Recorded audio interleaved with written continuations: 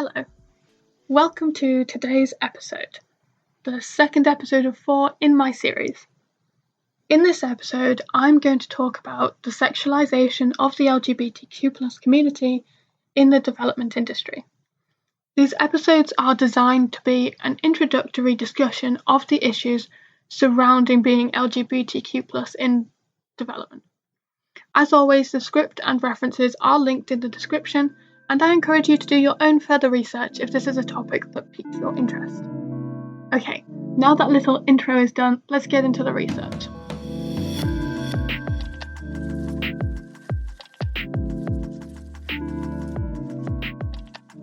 Exploring the hyperfixation on the sexuality of this minority group in the development industry. The sexualization of the LGBTQ+ community is seen worldwide, yet it is particularly prevalent in the global south, and frankly, it's a concept that stems from colonization. Throughout colonialism in general, much of the structures and practices of indigenous populations were decimated, often in the name of so-called modernization and development. This decimation of culture wasn't escaped by non-heteronormative indigenous cultures, communities, and practices. Non-heteronormative cultures have historically been very sexualized by those in the global north. The global south felt this particularly hard. Colonizers framed the sexual relationships and practices of the local population as being unnatural, strange, backward, effeminate, and underdeveloped, just to name a few.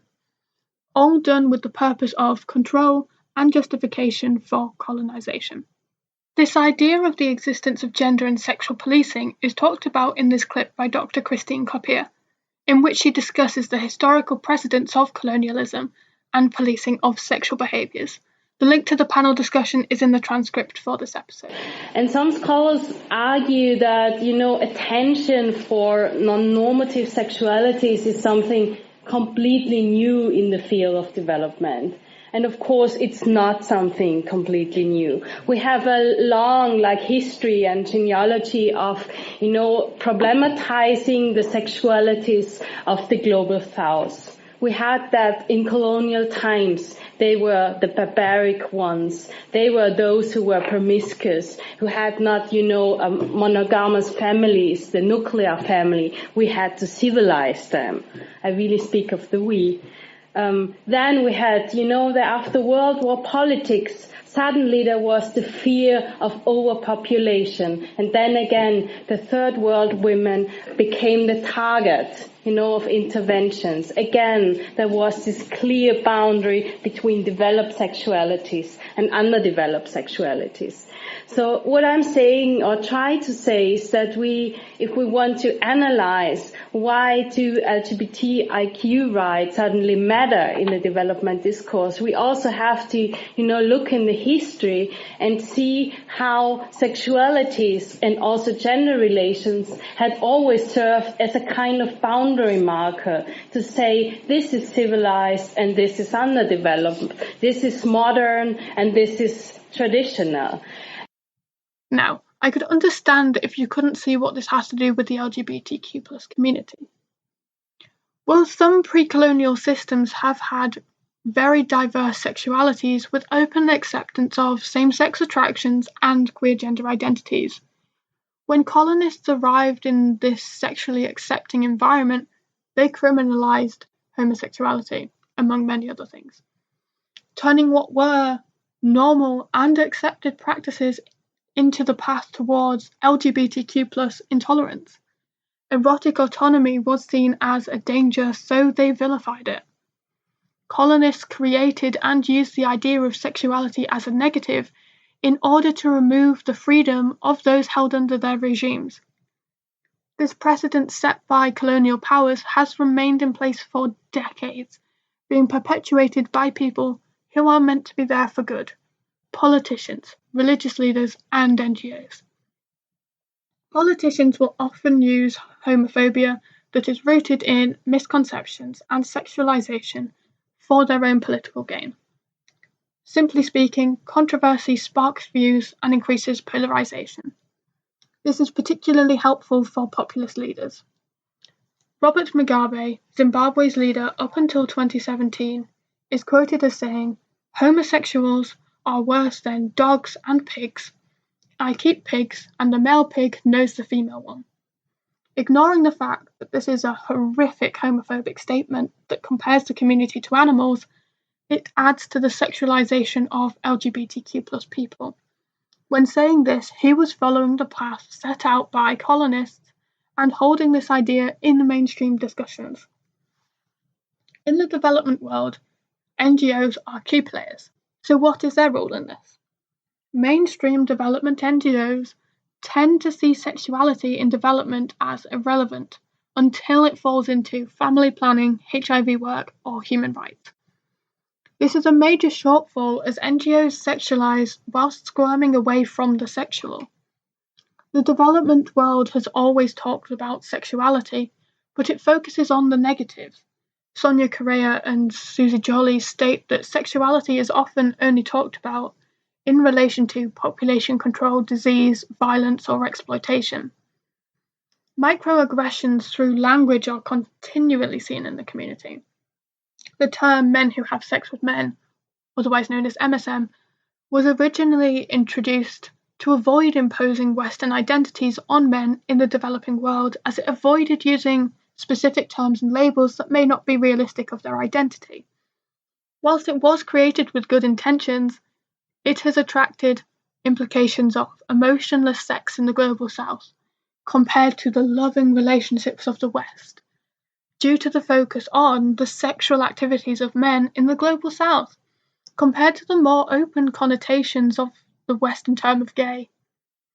Development programs need to engage with a much wider range of people when talking about sex in development, not just following along the path of demonizing certain groups and their sexualities. The development industry, as quoted from Steli Nyanzi, see the sexuality of Black African women as all being related to heterosexual, living in villages, married, pregnant, with children, and so on. The HIV/AIDS epidemic played a role in this hyperfixation on sexuality and is a great example for this discussion. When looking at the history of HIV, Black African people were depicted as dangerous, sexually irresponsible, erotic, and often almost bestial in nature, an idea that was particularly used by Western donors and international health agencies. But this hypervisualization was made worse for those who were also LGBTQ+. The HIV/AIDS epidemic brought the LGBTQ+ community into the limelight internationally, forcing a discussion on gay sexuality throughout public and legal sectors. Whilst this did bring some benefits, such as increased funding to projects for gay men, it also had consequences, particularly being the sexualization of the LGBTQ+ community. Due to the ads and information they put out at that time, gay sex became central to the discussion, and it was widely condemned. The focus set gay sex as the only LGBTQ+ issue. It dissolved wider issues in the LGBTQ+ community in the global south, reducing the already scarce resources and diverting the majority of advocacy. And it is gay men who remain the focus of this attention to this day. Gay men and HIV/AIDS shaped the emerging LGBTQ+ movement in NGOs and the global south. By hyper-focusing on certain issues, we leave behind other important ones. Focusing on the sex lives of gay men has relegated lesbian issues, and that is not to say that one is more important or HIV work shouldn't have funding, of course it should. Rather, it's more about the need for the development industry to open their eyes to LGBTQ+ development needs and increase funding budgets. Yet the conversation is lacking when it comes to economic, social, political, and human rights implications of sex and sexuality. Outside of human rights and sex, LGBTQ+ people in the global south are rarely a focus in development discussions. The lack of intersectionality we have seen in the development industry so far is ineffective. The hyperfixation on sexualizing LGBTQ+ people in development is not only founded in misconceptions and historically problematic actions, but also leads to issues faced by the community not fully being addressed. Focusing on sex in sexuality often means that the fact that sexuality intersects with other structures of inequality and identity markers is ignored, understudied, and underprotected. Race, ethnicity, gender, poverty, and many other concepts are interlinked, and we can't avoid one in favour of the others.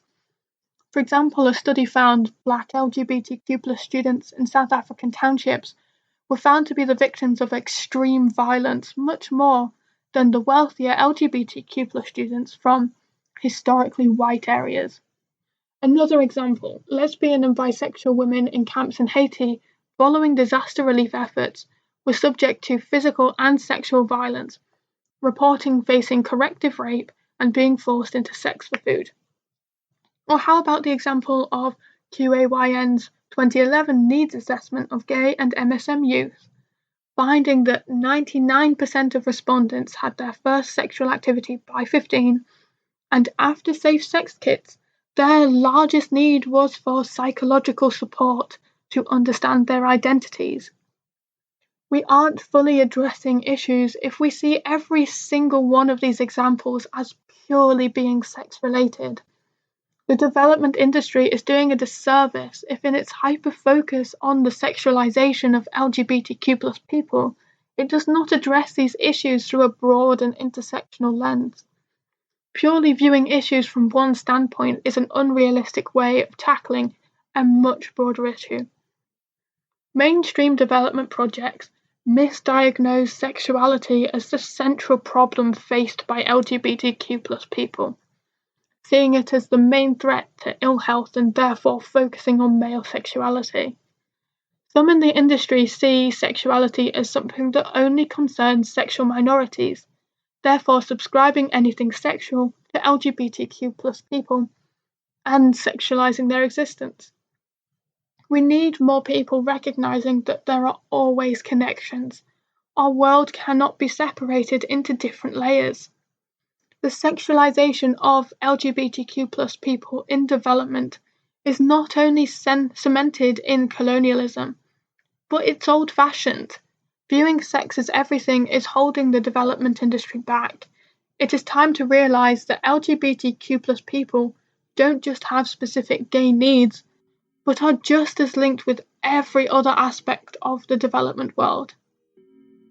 In the next episodes, I discuss colonialism and westernization in a wider context, and my final episode covers the economics and healthcare aspects to being LGBTQ+ in development. So if this episode was of interest to you, do have a listen to those episodes.